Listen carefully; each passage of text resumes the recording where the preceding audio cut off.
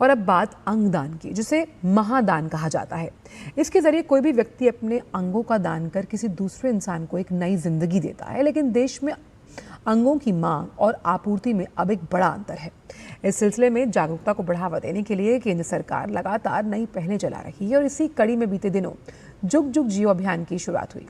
क्या है ये पहल, जानते हैं इस खास रिपोर्ट के जरिए। एक इंसान का दूसरे इंसान की जान बचाना इंसानियत का एक बेहद पवित्र जज्बा है और इस भावना की सबसे खूबसूरत मिसाल अंगदान के रूप में सामने आती है, जब कोई व्यक्ति अपने अंगों का दान कर जीने की आस खो चुके किसी इंसान को नई जिंदगी देता है।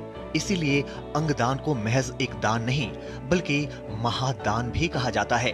मदद के इसी खूबसूरत जज्बे को रेखांकित करते हुए प्रधानमंत्री मोदी खुद भी समय समय पर इसके लिए अपील करते रहे हैं।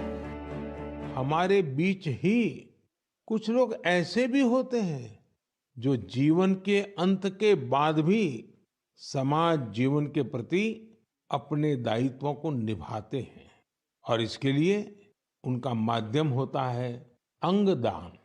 ये निर्णय आसान नहीं होता, लेकिन ये निर्णय कई जिंदगियों को बचाने वाला होता है। स्वास्थ्य एवं परिवार कल्याण मंत्रालय ने हाल ही में 3 अगस्त को 16वें अंगदान दिवस पर जुग जुग जियो अभियान का शुभारंभ किया है।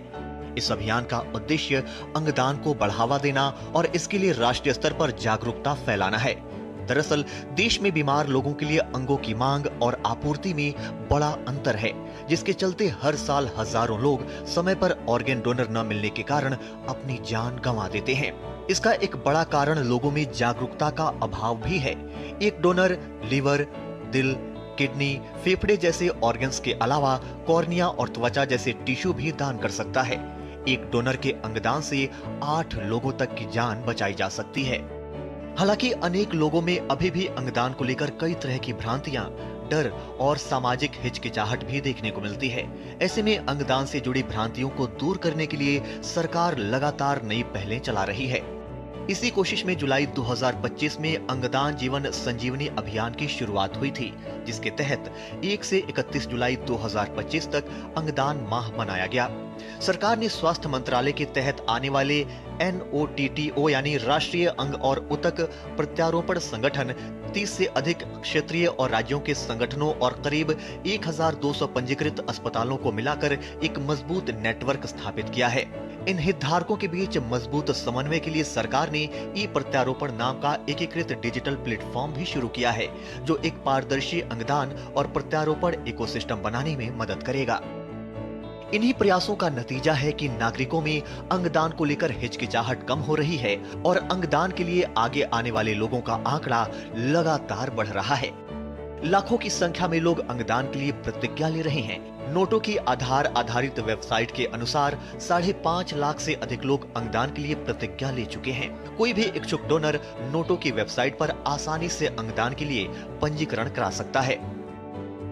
सरकार की इन्हीं पहलों की वजह से देश में अंग प्रत्यारोपणों की संख्या में लगातार वृद्धि हो रही है। अंग प्रत्यारोपण के मामले में अब भारत अमेरिका और चीन के बाद दुनिया में तीसरा स्थान रखता है। जहां 2013 में भारत में ऑर्गन ट्रांसप्लांट का आंकड़ा महज 5000 से भी कम था, तो वहीं 2025 में ये बढ़कर 20,000 के भी पार पहुंच गया। वहीं मृतक दाताओं से होने वाले अंग प्रत्यारोपण की संख्या भी 2013 के 837 से बढ़कर 2025 में 3500 से अधिक पहुंच गई। सरकार के इन प्रयासों और इनसे फैलती जागरूकता का सकारात्मक असर साफ देखने को मिल रहा है। हालांकि देश में अभी भी ऑर्गन्स और टिश्यू की डिमांड और सप्लाई में बड़ा अंतर है, जिसे दूर करने के लिए जुग जुग जियो अभियान जैसी पहलें बेहद प्रभावी साबित हो सकती हैं। Bureau report, DD news.